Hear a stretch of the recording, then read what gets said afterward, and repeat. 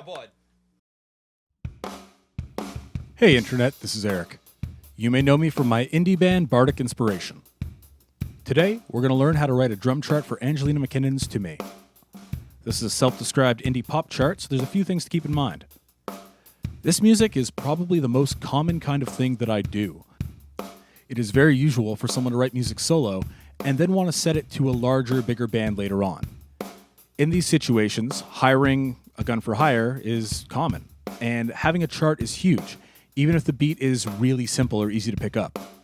It is not about the ease of the beat, it's about being able to know when parts come up and change. You can read more than you can remember, and when you're picking up a whole bunch of songs for the first time, having charts is great to make sure that you are consistent and a quality player. As such, what is right is really going to depend on the artist and their personal style.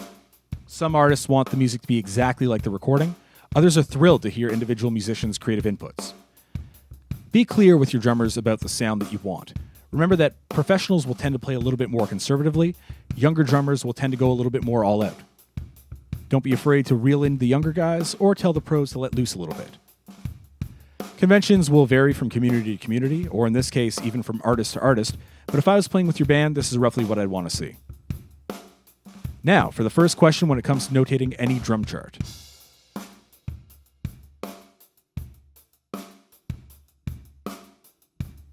This song really only has one drum beat per se, and it doesn't change up too much. So obviously the solution is to write the beat once, add some repeat signs, and make it repeat for 1, 2, 3, 4, 5, 6, 7, 8, 9, 10, 11, 62 bars.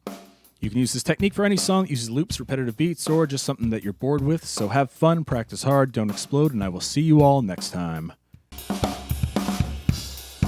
No, don't do this. This is not a nice legible drum chart that I'd be proud to show my third grade music teacher. I've actually once received a chart that was formatted in that way, and honestly, it would have been better to receive nothing at all. Remember that a drum chart is not written just to tell your drummer when to hit a surface. Your chart should give your drummer a decent idea of what to expect throughout the course of your song. This includes things like when verses or choruses show up. This includes parts where the song feels softer. This includes parts leading into other given parts.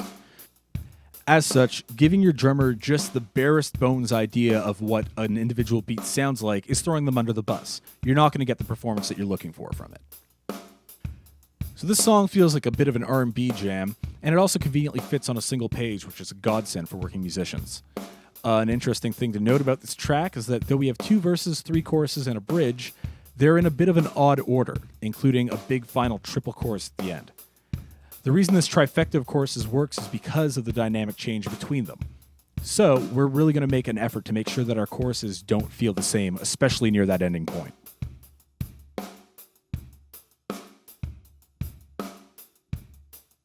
So before we get too heavy into this, remember that it is okay to have your hi-hat, snare, and kick all sharing a stem, but as a rule of thumb, I group my drum parts as static versus non-static. Now, as previously mentioned, there really is only one drum beat throughout this tune. As such, it's incredibly important to make sure that your parts feel different, even though they may sound or look the same. I'm personally not a big fan of dynamic markings as I find them very easy to accidentally overlook, but in this situation, keeping them nearby is a decent way to let your drummer know that a section should feel louder or softer at a given point.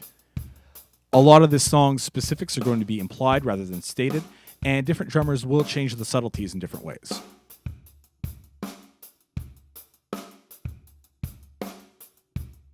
So I'm going to address something in this video in regards to my thoughts on fills. When it comes to fills, I tend to think of them in 3 big ways: steak fills, ketchup fills, and spice fills. Steak fills are substantial. They're big and often a foreground part of the song. Steak fills should be used when a drum part becomes a defining moment. So, for example, the intro to Honor Thy Father by Dream Theater, or the fill directly after the first chorus of Soul Vaccination by Tower Power, or the opening drum lick to Dizzy Gillespie's Salt Peanuts.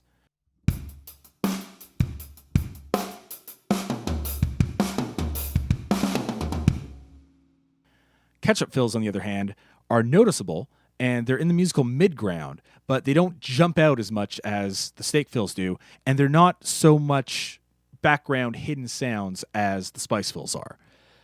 Ketchup fills should be used as attention-grabbing cues or breaks. Think of the fill before the first verse in The Seed by The Roots, or the introduction fill to Jambo by Snarky Puppy, or the fill into the vocals of Bob Marley's Is This Love.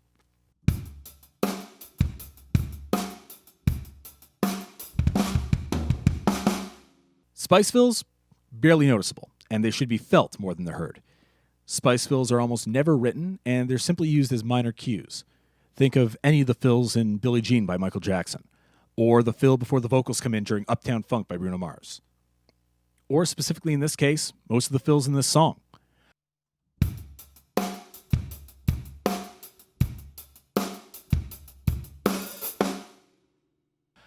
So having said that, I don't think there's really any point in this song that really needs to have fills marked in. The focus here should be in the groove, or to go back to our food metaphor, it's a pizza. I love steak. Steak is the best, but this beat is a pizza. It doesn't need T-bone steak. It doesn't need a big solid layering of ketchup. What we add is just a little bit of spice, if anything at all.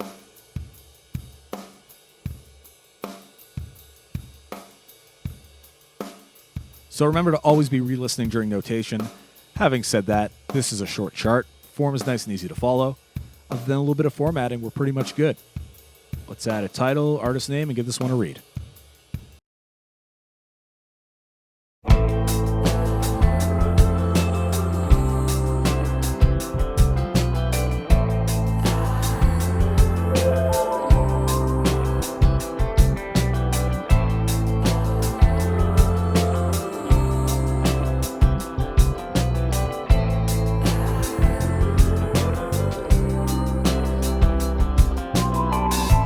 Just say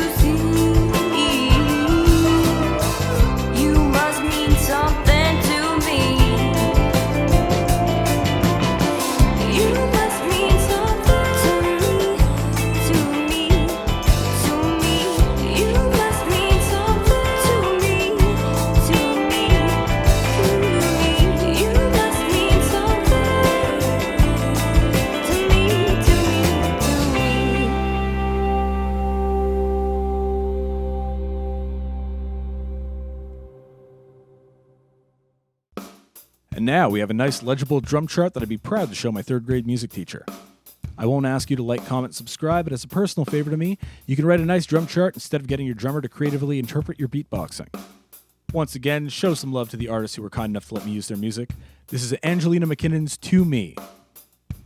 That's going to be just about it for this video. I want you all to have fun, practice hard, don't explode, and I will catch you all next time.